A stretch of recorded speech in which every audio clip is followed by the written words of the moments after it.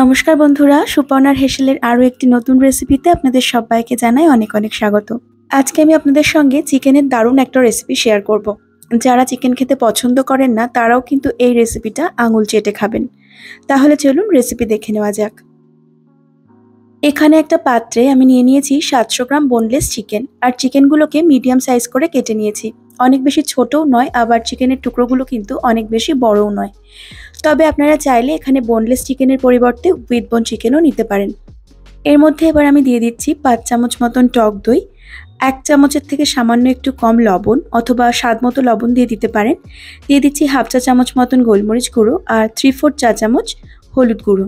আমি আজকে যে চামচটা ব্যবহার করেছি এটা কিন্তু চা চামচ নয়, বাড়িতে আমরা সাধারণত খাওয়ার জন্য যে চামচটা ব্যবহার করি চা চামচের থেকে সামান্য একটু বড় সেই চামচটা। দেখুন চিকেনটাকে আমি খুব ভালো করে ম্যারিনেট করে নিয়েছি, আর এবার ঢাকা দিয়ে এভাবেই 1 ঘন্টার জন্য রেখে দেব। এতে চিকেনটা ভীষণই সফট হবে। এবার একটা কড়াইতে গরম করে নিয়েছি আমি 2 টেবিল চামচ মতন সর্ষের তেল, আর এর মধ্যে দিয়ে দিলাম 2টো গোটা ক্যাপসিকাম। 2টো বড় সাইজের ক্যাপসিকামকে আমি কিউব করে কেটে নিয়েছি। খুব সামান্য একটু লবণ দিয়ে ক্যাপসিকামটাকে ভেজে নেব। দেখুন ক্যাপসিকামটা আমার এখানে ভেজে নেওয়া হয়ে গেছে, ক্যাপসিকামে হালকা হালকা স্পট আসতে শুরু করেছে। এবার ক্যাপসিকামটাকে অন্য একটা পাত্রে তুলে রেখে আমি এই তেলেই বাকি রান্নাটা করব। ক্যাপসিকামটা ভেজে তুলে নেওয়ার পর আমি এর মধ্যে দিয়ে দিলাম 1 চামচ ঘি। যে চামচ মেপে আমি দই, হলুদ, লবণ নিয়েছি সেই একই চামচ মেপে আমি এখানে ঘিটা অ্যাড করলাম। এবার ঘিটাকে একটু গলে যেতে দেব। তারপর এর মধ্যে অ্যাড করে দেব পেঁয়াজ কুচি। আমি 2টো বড় সাইজের পেঁয়াজকে একদম মিহি করে কুচিয়ে নিয়েছি। পেঁয়াজটাকে খুব ভালো করে নেড়েচেড়ে ভেজে নিতে হবে। পেঁয়াজটা অনেক বেশি ভাজা লাগবে না, যখনই হালকা ব্রাউন হতে শুরু করবে পেঁয়াজটা তখনই এর মধ্যে দিয়ে দেব আদা রসুন বাটা। আমি সমপরিমাণ আদা আর রসুন একসাথে বেটে রেখেছি, আর এখানে 2 চামচ আদা রসুন বাটা আছে। আদা রসুনটা দিয়ে ততক্ষণ পর্যন্ত রান্না করে নিতে হবে যতক্ষণ না আদা রসুনের কাঁচা গন্ধটা চলে যাচ্ছে। আর এইভাবেই আদা রসুন ভেজে নেওয়ার সাথে সাথেই কিন্তু পেঁয়াজটা আরও একটু ভাজা হয়ে যাবে। এবার আমি এর মধ্যে দিয়ে দেব ধনে আর জিরে গুঁড়ো, যেটা আমি আগে থেকে জলে ভিজিয়ে রেখেছিলাম। আপনারা চাইলে কিন্তু বাটা মশলাও ব্যবহার করতে পারেন। এখানে আছে 1 চামচ ধনে গুঁড়ো আর 3/4 চামচ জিরে গুঁড়ো। জিরের তুলনায় ধনে গুঁড়োটা একটু বেশি ব্যবহার করেছি। এবার ততক্ষণ পর্যন্ত রান্না করে নেব যতক্ষণ না মশলা থেকে তেল ছাড়ছে। দেখুন মশলা থেকে তেল ছাড়তে শুরু করেছে। এবার আমি এর মধ্যে আগে থেকে ম্যারিনেট করা চিকেনটাকে অ্যাড করে দিলাম। গ্যাসের ফ্লেমটাকে হাই করে দিয়ে চিকেনটাকে মিনিট 5 এভাবেই একটু নেড়ে নেব। এই চিকেনটা খেতে কিন্তু অসম্ভব ভালো লাগে। টক ঝাল মিষ্টি একটা চটপটা স্বাদ আসে। আর ঘরে থাকা কিছু উপকরণেই খুব তাড়াতাড়ি এই চিকেনটা রান্নাও হয়ে যায়। দেখুন চিকেনটাকে আমি খুব ভালো করে মিনিট 5 জন্য একটু নেড়ে নিয়েছি। এবার এর মধ্যে দিয়ে দিচ্ছি আগে থেকে ভেজে রাখা ক্যাপসিকাম। ক্যাপসিকাম দিলে চিকেনের মধ্যে অন্যরকম একটা ফ্লেভার অ্যাড হয়, যেটা ভীষণই ভালো লাগে।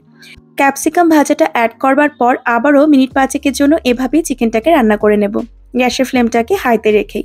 যেহেতু চিকেনটা টক দই দিয়ে ম্যারিনেট করা ছিল, এই চিকেনটা কিন্তু একদমই সফট আর জুসি হবে খেতে। দেখুন চিকেন থেকে কিন্তু আস্তে আস্তে জল ছাড়তে শুরু করেছে। এবার আমি চিকেনের মধ্যে অ্যাড করে দেব কাঁচা লঙ্কা কুচি। আমি এখানে 5টা 6টা কাঁচা লঙ্কা একদম মিহি করে কুচি করে নিয়েছি। তবে আপনারা যদি চান কাঁচা লঙ্কার পরিবর্তে শুকনো লঙ্কার গুঁড়োও ব্যবহার করতে পারেন। তবে এই রান্নাটাতে কাঁচা লঙ্কার ফ্লেভারটাই বেশি ভালো লাগে। খুব ভালো করে নেড়েচেড়ে মিশিয়ে নিয়ে এবার চিকেনটাকে ঢাকা দিয়ে মিনিট 10 রান্না হতে দেব। দেখুন 10 মিনিট এখানে হয়ে গেছে, চিকেন থেকে তেল ছাড়তে শুরু করেছে। এবার আবারও একটু নেড়েচেড়ে নেব। চিকেনটাকে যখন ঢাকা দিয়ে রান্না করছিলাম তখন কিন্তু গ্যাসের ফ্লেমটা মিডিয়ামে রাখা ছিল। এবার আমি এর মধ্যে মিশিয়ে দিচ্ছি টমেটো কেচাপ, যেটা ভীষণই সুন্দর টেস্ট আনবে এই চিকেনে। আমি এখানে 4 টেবিল চামচ মতন টমেটো কেচাপ দিলাম, আর টমেটো কেচাপের বাটিটা ধুয়ে খুব সামান্য একটু জল অ্যাড করে দিলাম। এর থেকে বেশি জল দেবার কিন্তু প্রয়োজন নেই। আর দিয়ে দিচ্ছি পাতিলেবুর রস। অবশ্যই স্বাদ মতো লেবুর রসটা দিতে হবে। একটু টক ঝাল মিষ্টি চটপটা টাইপের খেতে হবে এই চিকেনটা। পাতিলেবুর রস দিয়ে খুব ভালো করে মিশিয়ে নিয়ে আবারও মিনিট 10 জন্য রান্না করে নিতে হবে। একদম কম সময়েই তৈরি হয়ে যায় আর খেতেও লাগে দারুণ সুস্বাদু। তাই অবশ্যই একবার এইভাবে চিকেনের রেসিপিটা আপনারা বানিয়ে দেখতে পারেন। দেখুন চিকেনটাকে আমার ঢাকা দিয়ে আরো মিনিট 10 মতো রান্না করে নেওয়া হয়ে গেছে। এবার ঢাকা খুলে চিকেনটাকে আরেকটু রান্না করে নিতে হবে। গ্যাসের ফ্লেমটাকে বাড়িয়ে দিয়েছি, আর দেখুন চিকেনটা খুব ভালোভাবে এখানে সেদ্ধ হয়ে গেছে। আমি গরম চিকেন এখানে হাত দিয়ে ভেঙে দেখালাম বলে আপনারা কিন্তু গরম চিকেনে হাত দিতে যাবেন না। যদি অভ্যাস থাকে তাহলে হাত দিয়ে ভাঙতে পারেন। আসলে চামচ দিয়ে চিকেনটা ভাঙতে যাচ্ছিলাম কিন্তু স্লিপ কাটছিল। দেখুন এবার আমাদের চিকেনটা কিন্তু রেডি হয়ে গেছে। চাইলে আপনারা এরকমই রেখে দিতে পারেন, তবে আমি গ্রেভিটা আরেকটু টানিয়ে নেব। ঢাকনাটা খুলে নেওয়ার পর আরও মিনিট 3 চিকেনটাকে রান্না করে নিয়েছি। আর এবার গ্যাসের ফ্লেমটাকে বন্ধ করে এটাকে সার্ভ করে দেব। এর মধ্যে কিন্তু আর কোনো কিছু মেশানোর প্রয়োজন নেই। এভাবেই খেতে ভীষণ ভালো লাগে। রুটি, পরোটা, নান, কুলচা, এমনকি ফ্রাইড রাইসের সাথেও কিন্তু ভীষণই ভালো লাগে খেতে। অবশ্যই আপনারা এভাবে একবার চিকেনটা রান্না করে দেখবেন, আর কেমন লাগলো আমাকে কিন্তু জানাতে একদম ভুলবেন না। ভালো লাগলে একটা লাইক করে দেবেন, চাইলে বন্ধু বান্ধবের মধ্যে শেয়ারও করতে পারেন। আর আমার চ্যানেলের নতুন বন্ধু হয়ে থাকলে চ্যানেলটিকে সাবস্ক্রাইব করার জন্য অনুরোধ রইল। ভালো থাকবেন, সুস্থ থাকবেন সকলে। ধন্যবাদ।